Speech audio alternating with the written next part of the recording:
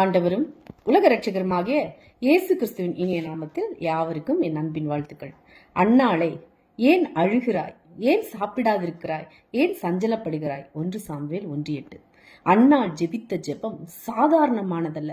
ஏன் சாப்பிடாதிருக்கிறாய் என்று கணவன் கேட்டதிலிருந்து அவள் உள்ளத்தை வருத்தி உபவாசத்தோடு வைராக்கியமாக ஜெபித்தாள் என்பதை அறியலாம். அவள் தன் இருதயத்தை ஊற்றி ஓக்கமாய் ஜெபித்தாள். 1 சாமுவேல் 1:13-15. அவளுடைய துக்கம், அழுகை, மனமடிவு, உபவாசம் இருந்து ஜெபிக்கும்படி அவளை ஏவி எழுப்பியது. அன்னாள் ஜெபத்துக்கு சரியான இடத்துக்கு வந்திருந்தாள். சரியான நபரின் பாதத்தை பிடித்திருந்தாள். சரியான ஊக்கமான ஜெபத்தை அவள் செய்தாள். அவள் வந்திருந்த இடம் கர்த்தருடைய ஆலயத்தில் உள்ள தேவ பிரசன்னம். மனம் கசந்து உடைந்த உள்ளத்தோடு ஜெபித்தாள். மிகுந்த விசாரத்தினாலும் கிளேசத்தினாலும் நீண்ட நேரம் விண்ணப்பம் பண்ணினாள். 1 சாமுவேல் 1:10-16. ஒரு தேவ மனிதன் தெருவிலே நின்று பிரசங்கம் செய்து கொண்டிருந்தார். திடீரென்று 3 ரவுடிகள் அங்கே வந்து மத பிரச்சாரமா செய்கிறாய் என்று கேட்டு அவர் கன்னத்தில் பலார் பலார் என்று அரைந்து விட்டு போய்விட்டார்கள். அவர் தொப்பென்று கீழே விழுந்தார். அடி வாங்கின வலி ஒரு பக்கம், அவமானம் மறுபக்கம். நேராக தன்னுடைய வீட்டுக்கு வந்து கர்த்தருக்கு முன்பாக முழங்கால் படியிட்டு மிகவும் அழுது வைராக்கியமாய் ஜெபிக்க ஆரம்பித்தார்.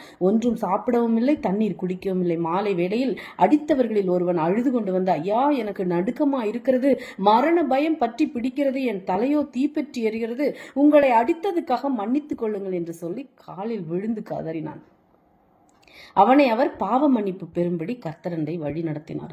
கொஞ்ச நேரத்துக்கெல்லாம் அவரை அடித்த அடுத்தவன் பஸ் ஏறி மிகவும் சிதைந்து அகால மரணம் அடைந்தான் என்ற செய்தி வந்தது. 3வது ஆள் தன் வீட்டுக்கு செல்லுகிற வழியிலேயே பைத்தியக்காரனாகிவிட்டான்.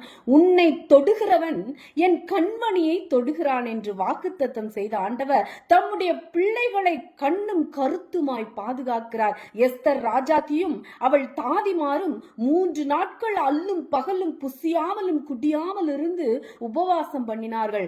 எஸ்தர் ராணி சட்டத்தை மீறி நான் செத்தாலும் சாகிறேன் என்று வைராக்கியமாக ராஜாவின் சன்னதியில் பிரவேசித்தாள். எஸ்தர் 4:16.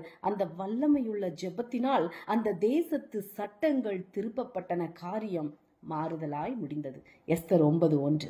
இயேசு கிறிஸ்துவும் கூட வெற்றியுள்ள ஊழியத்தை செய்யும்படி வைராக்கியமாக 40 நாட்கள் புசியாமலும் குடியாமலும் வனாந்தரத்துக்கு சென்று ஜெபித்துக் கொண்டே இருந்தார். மத்தேயு 4:1-2. ஜனங்களுக்கு நன்மை செய்ய வேண்டுமே, வியாதியஸ்தரை குணமாக்க வேண்டுமே, பிசாசுகளை துரத்த வேண்டுமே, மரித்தோரை எழுப்ப வேண்டுமே, சீஷர்களை பயிற்றுவித்து அக்கினி ஜுவாலையாக்க வேண்டுமே என்று மன்றாடி கொண்டே இருந்தார். தேவ பிள்ளைகளே, தீராத பிரச்சனை வரும்போது கட்டுகளை உடைத்து ஜெயம் பெற உபவாசித்து ஜெபியுங்கள். ஆதலால் நீங்கள் இப்பொழுதே உபவாசத்தோடும் அழுகையோடும் புலம்பலோடும் உங்கள் முழு இருதயத்தையோடும் என்னிடத்தில் திரும்புங்கள் என்று கர்த்தர் சொல்லுகிறார். யோவேல் 2:12. ஜெபிப்போம், வல்லமையோடு ஜெபிப்போம். தேவன் காரியங்களை மாறுதலாய் முடிய பண்ணுவார். ஆமேன். தேவன் தாமே இந்த வார்த்தைகளின் மூலம் உங்களை ஆசீர்வதிப்பாராக. அல்லேலூயா. Praise God.